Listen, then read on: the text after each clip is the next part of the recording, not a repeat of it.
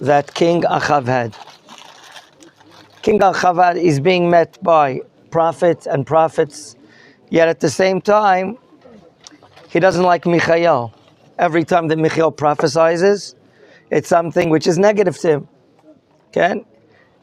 And now, Achav, who is a genuine and bona fide leader of Israel, with all the negative parts to him of idolatry, going after the prophets of Israel, he gets a chance to go ahead with choosing the right prophet and doing according to him. Yet, he fails again and again. And although the Michael, the prophet, does not disallow him to go to war, it's clear that if he does go to war, he's not going to come back alive. We had a wonder yesterday. We understand that these are goodies for the Siyum, Yolan. It's kosher. We checked it out in advance. We understand why Achav, what he's doing is he's doing. But we yet do not understand, Yehoshaphat is a righteous, God-fearing prophet. What's going on with him? So we started explaining yesterday, I don't know if it's a theory, I think one of the commentaries bring it. I heard Rav Mordechai Frankel from the Golan teaching this in one of his shiurim, is that truthfully, Yehoshaphat has a big problem. He doesn't know who the real prophet is.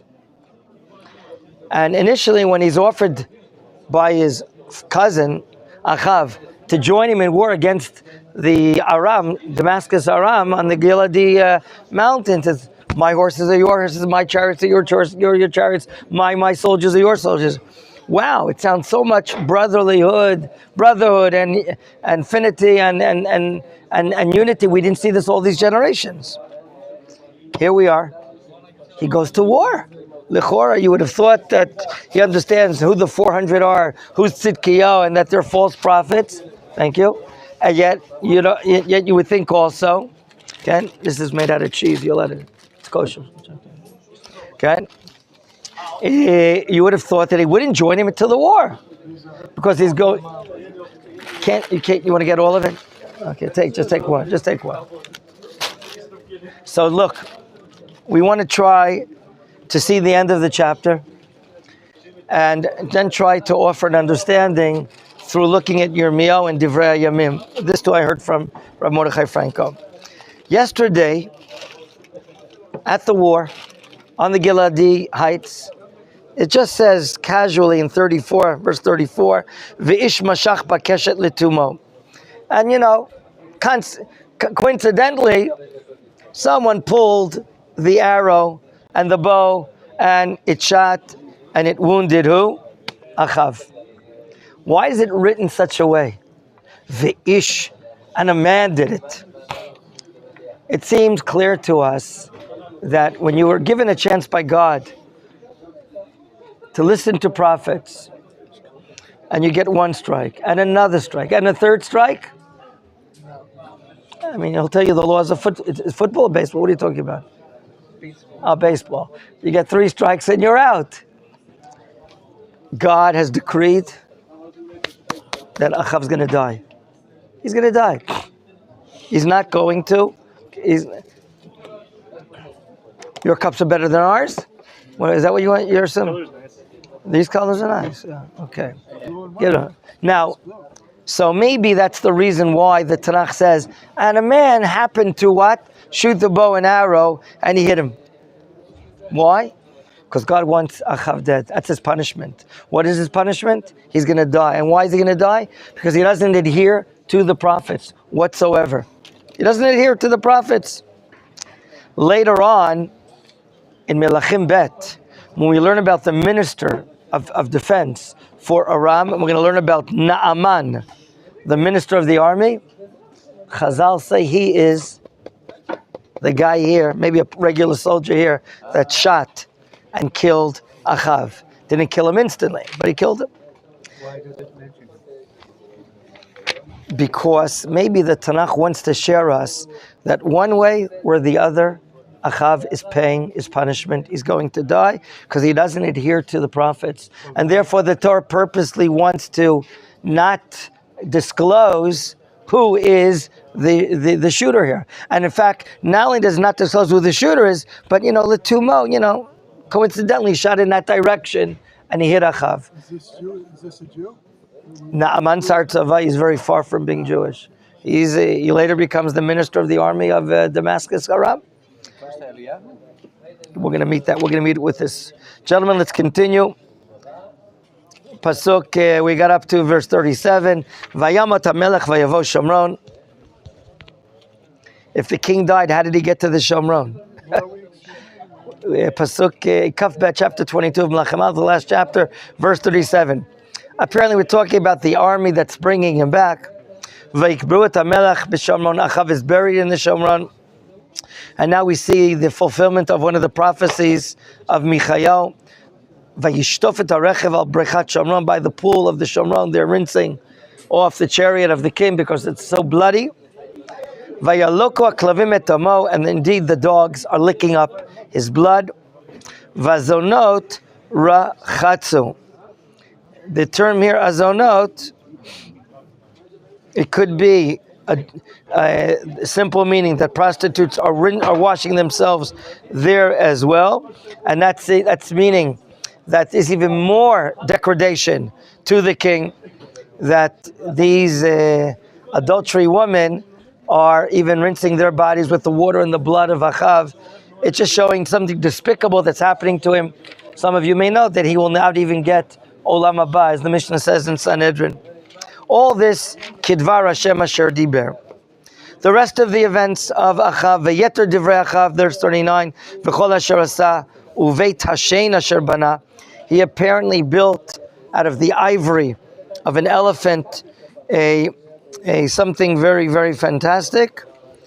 I'm looking in the commentaries, I didn't see it yesterday. What is this Beit Hashem? Anyone here see a commentary? What is this Beit Hashem? Something very illustrious, made out of ivory, and of course, elephants don't walk around Eretz Yisrael. We get them probably from Africa, I assume, which talks about the wealth, or maybe the wars that he won, and he took over this ivory, and so on and so forth. And we're told here in very short, Achav was a builder. V'chol ha'arim asher bana.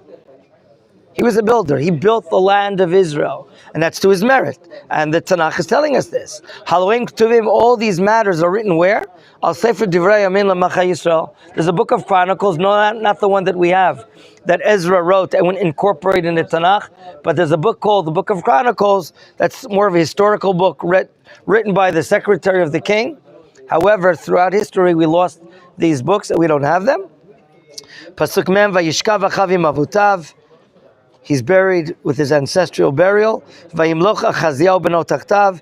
We're going to start learning about Achaziyahu in the next chapter, God willing, tomorrow. V'Yoshafat ben Asa. Now, what's going on the other side? Yoshafat, who joined him in the war. We're told that he's ruling when? Bishnat arba lachav melechi. So when did he start ruling? In the 4th year of Achav Melech Israel. How long will he rule? Yoshafat ben 35 shana b'mocho. When he started ruling, he was 35 years old, quite a young king. Ve25 shana malach b'Yerushalayim, which is a very long time, 25 years. V'shem imo azuva bat shulchi. We'll talk about that. That she was a very powerful woman, Azuva. Some say the word Azuva is from the word la'azor, to help. Like it says, Azov to Azov imo. And she was a very influential person on Yehoshaphat. Vayelech, Pasuk Mem Gimel, B'chol derech Asa aviv lo sar mimenu. Asa's father was a righteous guy. He went in the same path. However, Lasot yashar ben Hashem achabamot, the high places. Remember, something's getting out of hand already in Judea, Jerusalem. People, for good reasons, want to build a high place to serve God, not to serve idolatry. However, it's not allowed. When you have a Beit Mikdash in Yerushalayim, on what street? Number 1 Temple Mount, right? Number 1 Temple Mount. Yes. Bama is different from Mizbeach? Yes, it's a private Mizbeach built on a high place. And it said here, that they're getting out of hand, mizabchim umikatrim bamot. It is eventually leading to idolatry because they're bringing korbanot, they're bringing Torah. They may have good intentions, but it's nice to have good intentions, but our intentions have to be in line with God's Torah and God's mitzvot. Otherwise, you're serving yourself. And that's what's happening. He, like his father, was not able to remove this part. Let's see the end of the chapter. Vayashlem Yoshafat Melech Israel. That was a very big event. Peace, a coalition, treaty members, Yoshafat with Achav. V'yeta divrei Yoshafat u'gvurato. He is also a very courageous person. They too are written in the book of Chronicles of the kings of Judah, which we don't have today. V'yeter kadesha shenisha b'measa aviv bi'ar min haaretz. If there was adultery, if there was promiscuity going on during the time of Asa, well, that Yoshafat was able to wipe out. What are we told on the other side of the Jordan River, or the other side of Yam HaMelech? Umelech ein be'edom nitzav melech. Gentlemen,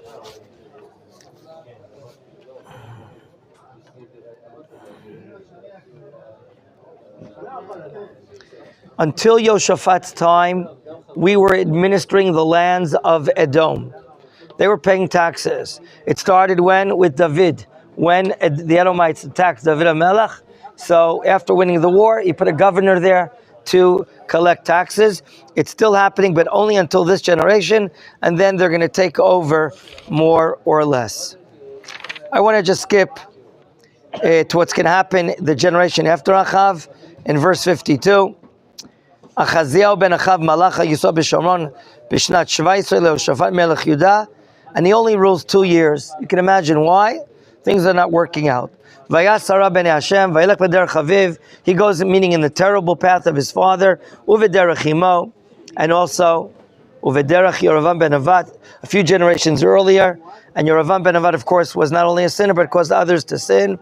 And the book ends with Vayavodet Baal in a very negative way. The Baal, the famous type of idolatry of the Canaanites, is very influential. Vayishtachavelo, they're bowing down to him. Vayaches, they're causing anger to God, Elokei Yisrael, b'chol asher asaviv. I want to go back to the major topic here. What happened that Yoshafat joins? We understand that he joins because the families are intermarried into one another, which is great. But Yoshafat is righteous. What is his problem? Is it a new problem? Does this problem exist later, that people like Yoshafat join wicked people like Achav? Because the Gemara does ask, why did he join him? And remember, on the battlefield, when the enemy thinks that he is Achav, and they're about to shoot at him, he screams out. Rashi says, and we'll see it in the book of Divrei Yamim, that he's screaming out to God. And in the last second, his life is saved. He screamed out to God and prayed, God save my life. And why is he saved? Because he wiped out idolatry, a lot of the Ashtarot, inside the Judea, Yerushalayim area. The point that we're about to see right now is apparently Yoshafat has difficulty identifying who is and who is not the right prophet. This problem, if please open up the book of Yirmiyahu to chapter 14. Open up Yirmiyahu to chapter 14, and we can see that Yirmiyahu himself is a product where people cannot identify who the real prophets are. In chapter 14, verse 14, Yirmiyahu receives a prophecy. I'm reading. Vayomer Hashem Elai, God says to me, Sheker anavim nibi'im lishmi. Right, these false prophets, they're prophesying in my name. Lo shelachtim, I didn't send them, velo tzivitim, neither did I command them, velo dibarti alehem. Chazon sheker, a vision of lies, falsities. V'kesem, ve'elil, v'tarmid, deception, libam. Heima mitnabim lachem, that's what they're prophesying. And they're prophesying to you, to other people. So here we see already, Hashem is identifying the problem. Pasuk Tedva, verse 15. Lachein, therefore, Ko amar Hashem. Yirmiyahu is now bringing. Ala nevim anibim bishmi. Regarding those false prophets talking in my name, vani lo shelachtim, and I didn't send them. Ve'im omrim, and they're saying what? You know what's going to happen? Cherev, war, ra'av, hunger, lo yebar. They're telling you right now upcoming right now, happy days are coming. There's not going to be hunger, there's not going to be wars. And of course, it's a lie. You know how these guys are going to die? They're going to die in the war. They're going to die in hunger. But the people that are listening to them, the people listening to these false prophets, they're going to be suffering from hunger. They're going to be in the streets in Yerushalayim, and they're going to die out of hunger. No one's going to be there to bury them. Hema them, nishem their wives, uvneim, uvnotayim. In other words, we identify here a major episode where people are believing subjects that are calling themselves prophets, and they're accepting them as false prophets, and it's causing a lot of difficulty, a lot of confusion. And they're saying the opposite. What Yirmiyahu, the Jeremiah, who's the real prophet, what he's saying, okay, what he's actually saying. How are you supposed to know? How are they supposed to Excellent question. Another subject. How are we supposed to distinguish between the real prophets and not the real prophets? Okay, another example. Open up to Yirmiyahu Kaf Zayin, chapter 27.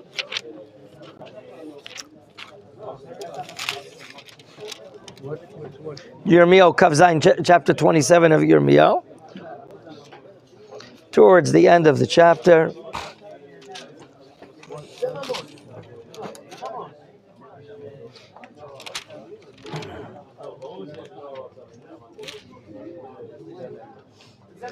In verse 14 again, God is telling Yirmiyahu, don't listen to these false prophets. There are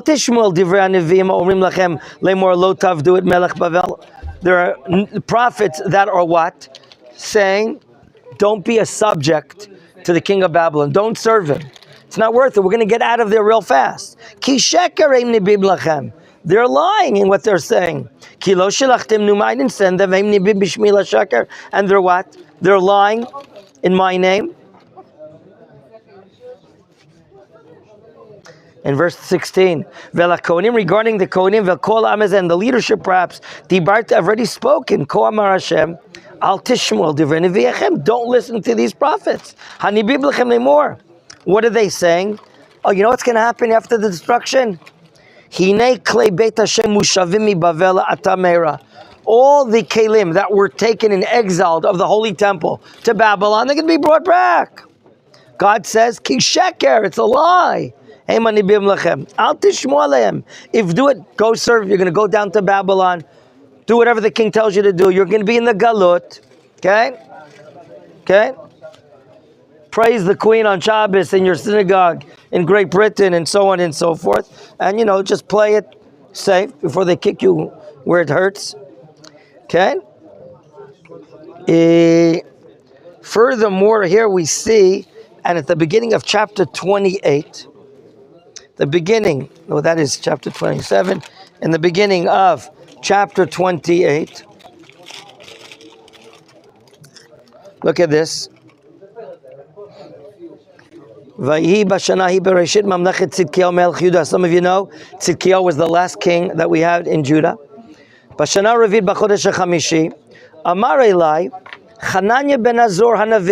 this.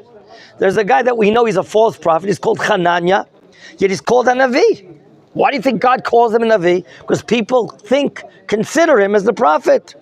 Where is he from? Givon, next door neighbor over here. Beveit Hashem. And what is he saying? Ko amar Hashem tzot Eloi Yisrael lemor. Hananya is saying in the name of God, Shavarti et o melech Bavel, the yoke of the king of Babel, I broke it. Hananya is saying in the name of Hashem, and people are believing. What is he forecasting in verse 3? Bot shnatayim yamim, in another 2 years, ani meshiv el hamakom hazeh. You know what I'm going to bring back from Babylon? Et kol klei beit Hashem. All the vessels taken out of the holy temple. Who took it out? Asher lekach Nebuchadnezzar melech Bavel min hamakom hazeh vayivem Bavel. I'm going to bring them back. Yirmiyahu has someone in his generation that the people are calling him Navi, and he's saying Ko amar Hashem. So you ask an excellent question. How do we, the people, how do we discern? How can we distinguish who is the real prophet and who is not. Really, we have to be wise and contemplate what's going on in the generation. Which direction are we moving or not moving in? What is the general barometer of the people? Getting closer to Hashem, not getting closer? Major cardinal sins are being violated or not? We have to see what's going on. Open up to Divrei Yamim. Some of you know that Divrei Yamim is really a summary of the kings of Judah. Divrei Yamim Bet, I'm talking about. Chronicles 2. And here we're going to notice Ezra, the author of the book of Chronicles, in Bet, okay? Perek Yudchet, chapter 18, we'll see something unusual.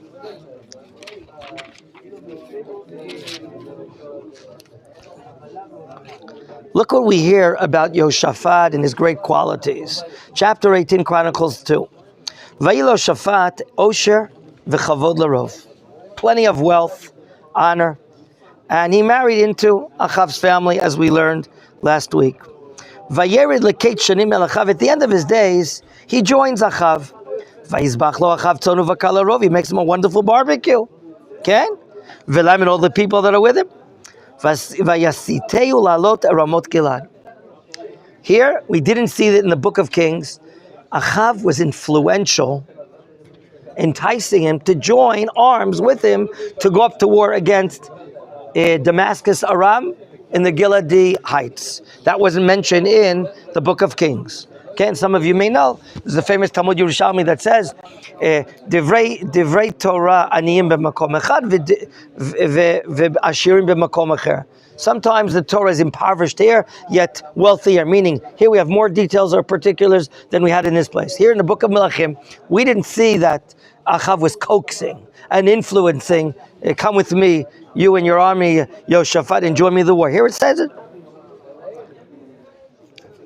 Pasuk Gimel. Vayomer Achav melech Yisrael Yoshaphat melech Yehuda. Hatelechimi, will you go with me to Ramot Gilad? Vayomer, he says, what we saw in our quote, Kamoni kamachu, what's mine is yours, u'ke'amcha ami, and your soldiers are my soldiers, v'imcha melchama. Okay. Then, Vayomer Yoshaphat el melech Yisrael, Drashna kayom et dvar Hashem. I'll go with you, but you know what you have to bring? I want to see a prophet. What did Melech Yisrael collect? 400 what? Prophets. And he asks them, Hanelech Ramot Gilad milchama imechdal? And what did they answer? Alei v'yitenu kibel. And then we saw and explained, it can't be that 400 prophets are all prophesying in the same style, in the same words. The Gemara says there's no such thing. And then again, Yoshaphat asked for a prophet politely, and we hear the negativity that Achav has against Michael ben Yimla.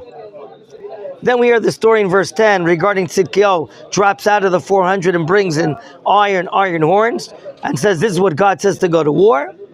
And again, the prophets are saying what the prophets are saying. Go back to the end of the chapter. Here it is, verse 28. The war starts. Yoshaphat has joined Achav. Melech Yisrael says to Yoshaphat, you wear regular clothing and I am not. And then we see, look at verse 31. Vayikirot tzara rechavet Yoshaphat. Right, the chariot riders see Yoshaphat, they think he's the king, and they want to now surround him, encircle him, to go to war and kill him. Now it says clearly, who is he crying out to? Vayizak, in verse 31, Vayizak Yoshaphat, he cries out to God. Vashem azaro, and God helped him. Vayisitem Elokim mimenu. Gentlemen, chapter 19. Vayashav Yoshaphat melech Yehuda beito, he goes home to Yerushalayim. Vayitzel panav Yehu ben Hanani hachozeh. Right? A prophet called Yehu. Vayomer la melech Yoshaphat, hala rashala azor? Did you help out that wicked guy? Ulisonei Hashem taven. Do you love the haters of God? Wow. What a piece of a bikoret. Wow. He's coming down hard. How did you join party members to be a party member with Achav? What do you hate? You love people that hate God? Uvazot alecha ketzah milfnei Hashem. That's why God was angered at you, meaning he was close to being killed on the battlefield. But you know what saved your life? The prophet's saying this, of course, in the name of God. Aval dvarim tovim nimtzu imach. You're lucky you have some good things on your side. What? Ki vi'arta asherot bin haaretz. You wiped out this Asherah type of idolatry. V'chinota levavcha lidrosh lekem, and you supplicated or demanded to speak with God. And then we're told about some great things what he did. He put up judges, court systems in the Judean cities, from city to city. We're told about the good things that he did, and he added more God-fearingness amongst the people. There's no doubt that in Yerushalayim, in verse 8, you put up the Levim, the Kohanim, working in the Beit HaMikdash, and you settled Yerushalayim. So, there's real criticism here by the prophet Yehu. And why should there be criticism? Because apparently Yoshaphat failed in accepting the prophecy of the wrong prophets. There are times that you can read the social, spiritual map of the generation, but sometimes your mind is bribing yourself. Yoshaphat wanted so much to be together with Achav, show unity, show oneness, two kingdoms coming together finally after King Solomon's son at the time was split up. Maybe that painted his mind in such a way that he couldn't see the truth, that these 400 people are a bunch of liars, and Tzidkiyahu is a liar, and Michayahu is the true person. Maybe what obstructed the mind, the eyes of Yoshaphat, is the fact that right now he's concentrating on so many efforts to be together with the kingdom of Israel. And it's the first time for, 4 or 5 or 6 generations they're coming together. Maybe this is the Geulah, the redemption. Maybe Israel lived together, 12 tribes, no civil wars, no fighting, more serving one God. So maybe that's the lesson we're learning from here, that it's a very true point. Sometimes our hearing is selective. There are times we suffer from what's called wishful thinking. And the wishful thinking is, I adhere to what I want to hear. Okay? It's very hard to be deep and true and understanding. Today, because of what happened on Simchat Torah more than 5 months ago, it's not that everyone is changing their political or religious views. People are still very, very much deep into what they want to think is the truth. There are other people that are changing their conception, but there are plenty of people it's going to take still generations. It's still going to take generations. There's no doubt that so much brotherhood and unity and solidarity and fighting together, shoulder by shoulder, has been done. But it's a process. Sometimes people are bribing themselves that they want to hear what they want to hear. Maybe that's the case of Yoshaphat. He concentrated so much on wanting to be unified here that he couldn't see the truth. He couldn't see that Michayahu is really saying the truth. And 400 people are not saying the truth. And maybe that's what's leading to here. Without a doubt, both here in Divrei Yamim and some places in Melachim, we're told about the great things that Yoshaphat does. And that'll be the initial short tomorrow when we start Melachim Bet, to find out about many, many great things that he did. Building in the land of Israel, spiritual leadership, justice, commercial shipping. Again, we're going to see there are clear virtues of Yoshaphat that made him a very, very special king. But you know what? He was almost killed on the battlefield. Why? Not because of a sharpshooter of the enemy. Because his punishment was coming on him. He didn't listen to the prophet in the end. And he was about to be killed. And as Yehu says now, had you not eliminated this type of idolatry in the Judean hills and towns of Gush Etzion and Hebron and Yerushalayim and other places, you would have been a goner. Imagine. Because he went with Achav and he shouldn't. How could you, helping such a wicked guy out? I mean, Achav with all his good things is terrible. He sinned and caused others to sin. Was the war not justified? The war would be justified, but there's a time and place. There's a time and place here. Look, let's face facts. We said it yesterday. With enemies, you don't make peace. The big mistake that Achav made when he won the former war 3 years ago against Damascus Aram, he let the king not let the king. You're my buddy. Hey, bro, Achi. What brother? Now, what is the king of Aram trying to do? To kill his brother, kill Achav, and he has him killed. Okay, but 3 years ago, the king made a mistake. You shouldn't have let him go. You should have killed him. But now it's a new war. Now a new war. The question is, but God is sending prophets to give clear messages, and that is the mistake of Achav. He doesn't listen to what the prophets are saying, and therefore he's destined to doomsday. And that's how this parak ends. We'll continue tomorrow. B'ezrat Hashem.